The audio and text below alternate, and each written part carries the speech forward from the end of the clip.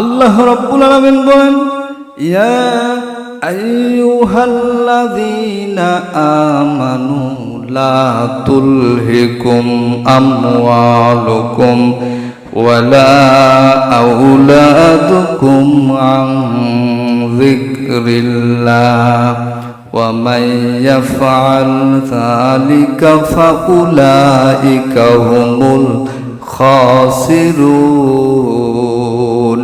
আল্লাহ বলতেছেন, দুনিয়ার ইমানদারেরা, দুনিয়ার সম্পদ, দুনিয়ার সন্তানাদের মহব্বত যেন তোমাকে আল্লাহর রাস্তা থেকে ফিরায় না রাখে। ওয়ামাইয়া ফাল যালিকা, যারা এমনটি করবে, ফাউলাইকা হুমুল খাসিরুন, আল্লাহ বলতেছেন তারা দুনিয়ার মধ্যে সবচাইতে ক্ষতিগ্রস্ত। তারা হাসরের ময়দানে বিপদে পড়বে, তারা পুলসিরাত পার হতে গিয়ে বিপদে পড়বে, তারা আল্লাহর জাহান্নামের মধ্যে নিক্ষিপ্ত হবে।